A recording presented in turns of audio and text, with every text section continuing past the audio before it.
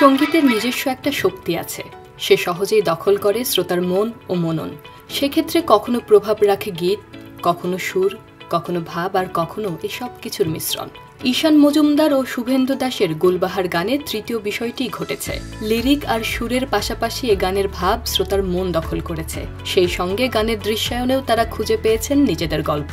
সে কারণেই গানটি নিয়ে নানা কথা হচ্ছে। সামাজিক যোগাযোগ মাধ্যমে গুলবাহার নিয়ে নানা কথা হচ্ছে।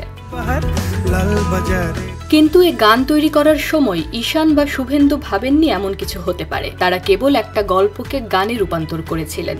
তাদের সঙ্গে কথা বলে জানা গেছে, সম্প্রতি ভাইরাল হওয়া গানটি লেখা হয়েছিল 2 বছরের বেশি সময় আগে। গানটি মুক্তি পায় 17 মে, কিন্তু আলোচনায় আসে প্রায় 2 মাস পর। তারপর হুট করেই সবার টাইমলাইনে গুলবাহার। মূলত ভালোবাসা থেকে করা সঙ্গীত শ্রোতাদেরও ভালো লাগার হয়ে ওঠে। গুলবাহার নিয়ে তাই ইউটিউবে শ্রোতারা বলছেন, গানটি তাদের চোখের সামনে গল্প এনে দিচ্ছে। কেউ বলছেন নস্টালজিয়া লুকিয়ে আছে এই গানে। গান তৈরি নিয়ে ঈশান বলেন, অনেকদিন আগে লেখা এই গান। আমার মাথায় ছিল এমন একটা গান লিখব যা মানুষ সহজে নিজের সঙ্গে মেলাতে পারে। আসলে আমার একটা গল্প লেখার ইচ্ছা ছিল এই গানে। আর লেখার ক্ষেত্রে সবসময় চেষ্টা করি সহজ শব্দ ব্যবহার করতে, কিন্তু গুলবাহার গানে খুব সহজ শব্দ নেই।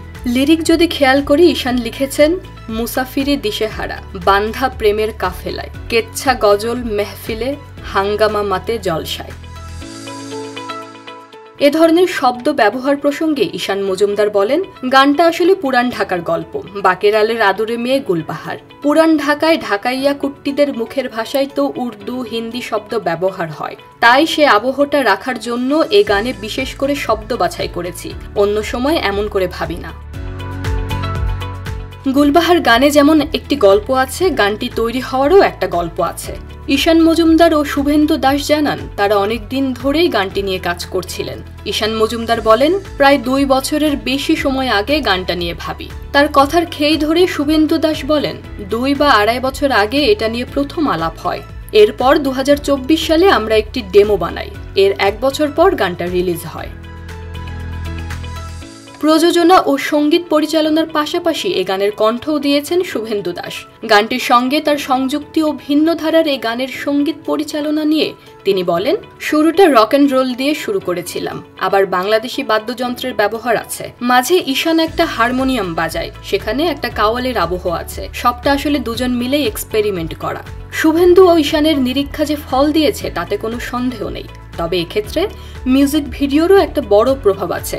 গানের ভিডিওটি তৈরি প্রসঙ্গে ঈশান মজুমদার বলেন, ভিডিওর পুরো বিষয়টি করেছেন অর্পণ পাল আর রিয়াদ মনোয়ার। আমি আমার গল্প আর ভাবনাটা ওদের সঙ্গে শেয়ার করেছিলাম।